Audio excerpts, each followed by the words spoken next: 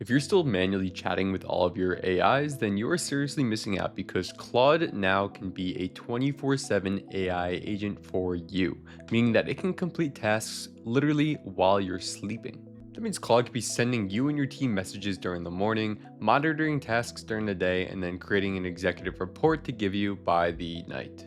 So in this video, I'm going to show you how you can take advantage of this new technology because honestly, most people don't even know it exists. We're going to go over two different methods that you can do this. One that is shorter lived and more technical in loops, and another one that you don't have to be technical at all. You can do it literally right in your Claude desktop app, and that one is scheduled tasks. So open up your terminal, open up your Claude desktop, and follow along so we can get started.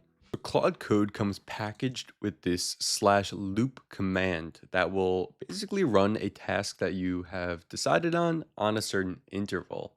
So why this is awesome is because while you're doing other things, Claude can literally be running on the background, performing actions for you. So, really frees up your bandwidth and allows you to get more done in the same amount of time.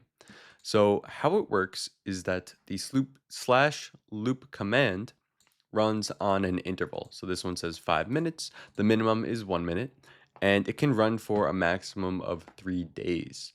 Now, when you run slash loop and give it an interval, then you just tell it a task to complete. So this one says check if the deployment finished and tell me what happened. So it's great for when you pushed code. It's going to be deployed, and you want to see when it's eventually going to be done. So that's just one use case here. Another one is uh, a one-time reminder is great, right? Remind me at 3 p.m. to push the release branch. In 45 minutes, check whether the integration tests have passed. So it's awesome for these kind of short one-off tasks that are happening later on, or a short period of time where you're going to have a repeated task where it's checking something. So this runs within your Claude Code session. So that's important to remember because it's not like it's running on a separate server somewhere that's scheduled. It's going to be within your Code terminal. So as long as that's open, that's when this will be running. So what we're going to do is we're going to run an actual example in the terminal now. I created an example Slack workspace here that could kind of simulate, if you're communicating over Slack for work. And I have this one channel that I named Competitor Research. And the idea here is that people would, including me, send different companies in here that I want to do competitive research for. So that's the idea. You can either do it on an existing channel or design a whole channel around this idea of Claude loops and scheduled tasks. So if we go back over to Claude, what we want to do is try to monitor this so that as people send messages, we are getting a competitor analysis in real time. So again, let's type loop, and then we'll give it an interval and a prompt. I'm going to do it all within the prompt. So hey, Claude, can you run a competitor analysis on companies every 1 minute? It's going to be coming from my Slack channel that's called Competitor Research. And when you get the channels, or when you get the companies, determine if they are companies that should be researched, and if they are, then look up a couple of information points about their brand and their product, and then just print it in the chat here for me to review. Let's run that. And we should see pretty shortly that it starts to create a cron job. It's called a cron job, which basically means any kind of job or task that's running on a time interval schedule. So that's how it's kind of working in the background. So it's incubating here and should come pretty quickly with a new job. Right, so it just parsed my prompt here and it turned it into a 1 minute interval. Awesome. And it does a cron create. Again, that's a cron job with this ID that's called competitor research. And it is checking that Slack channel for company names. And then it's going to do some brand research. Awesome. So it's going to run within the next minute, and it should see that, first of all, we haven't actually sent any new messages. So what we have to do is give it access, right? We do yes and don't ask again, so that the entire time while this loop is running, it will always have permissions to check Slack. So this is actually, okay, this is seeing my first message that I sent. So it's doing the first round of competitive research. It's trying to use a web search tool to look up the different companies. And it found some results. Look at that. So now, if I type in another, if I send a message about other companies, let's see what it actually does. So in the Slack channel, I'm typing, let me bring that over here. Let's say, take a look and analyze Claude versus ChatGPT. We head back over here. We should see that the next time this runs, again, every 1 minute, it should pick that up. So it picked up here, it's found Claude versus ChatGPT.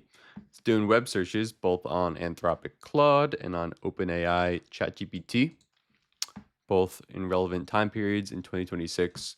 And now it's going to give us the competitor research about Claude, which is running by Anthropic, and ChatGPT by OpenAI. Awesome. So you can kind of see the potential here and how useful it is to have this automatically checking things in the background for you. So I also want to note that, if you want to end a job, now you could say, hey, Claude, can you delete the cron job I have for competitive research? And it should be able to stop that job for you. There we go. Cron delete canceled. Cool. So one other thing that's important to show is that you can do loops on command. So if we say, hey, Claude, can you turn this competitive research web search into a command for me? Call it /research.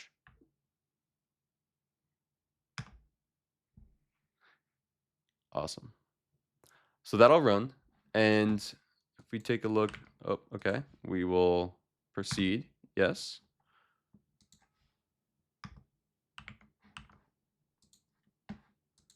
If we look here, you can see that you run a loop on an interval and you can give it a command, and this would just be an input on the command.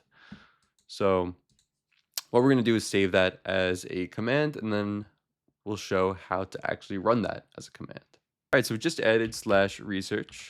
You can see right there, read the Slack channel called competitive research, get the most recent message.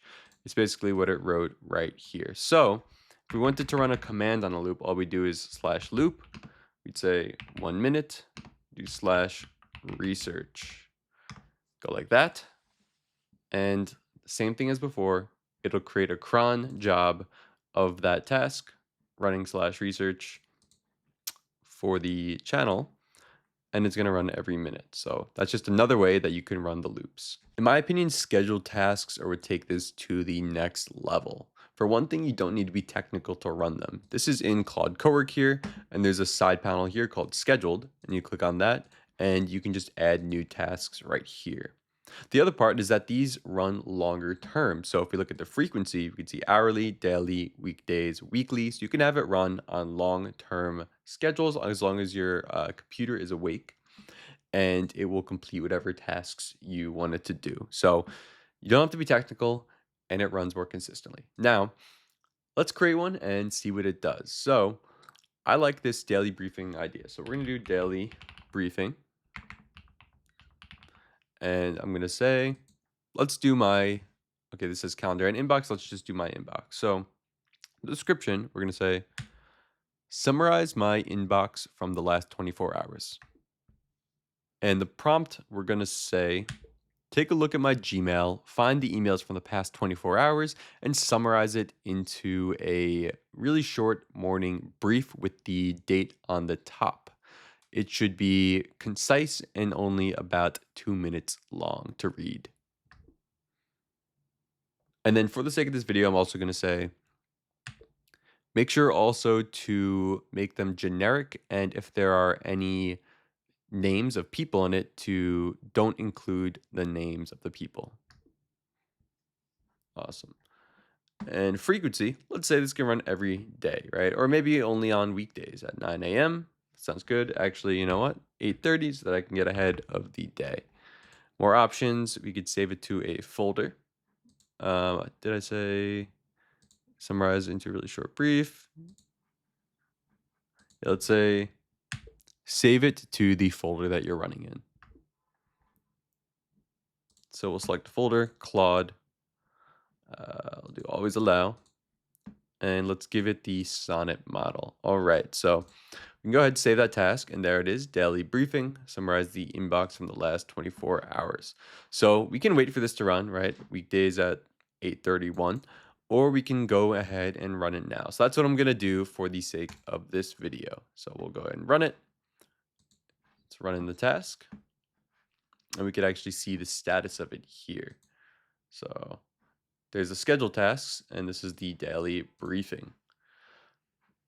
Cool. There's the progress. And I'll get back to you when it's complete. So the morning brief task just finished, and we could see in the Claude folder, it just saved that file with the date in it. So let's take a look in here at the actual file. See the morning brief, click on it here, and it says Tuesday, March 10th. Let me move over my guy here. And inbox summary, last 24 hours, Microsoft invoice, um, a compliance tax thing. It is that time of the year. Different newsletters. I like that it's separated into different sections too. Job listings, let's see, community notifications, and promotional events. Awesome. So super cool. It literally put it in a really digestible format that I can now get every single day. And think about this for other tasks, right? There was one that says a calendar, so it can read your calendar, um, and maybe summarize events that you have that day. And you could even send out messages, right? If you have an update, team updates that are being sent, you might want to create a briefing about everything that went on and summarize that and send it to somebody. So much potential here, and you don't need to be technical to do it. And in my opinion, this is really going to unlock a lot of possibilities with Claude and AI agents in general. So to bring it all together, I have two different tools that you can use to run Claude 24/7 as an AI assistant. The first one being Loops, that's kind of like your in-session co-pilot to handle things while you're busy working on other tasks, while at the same time you have scheduled tasks, which is more of a set it and forget it. The big shift really comes down to this. Stop using AI reactively and only going to it when you have a problem, and be proactive with it by setting up schedules and workflows that can run 24/7 for you to take on tasks while you don't even need to think about it.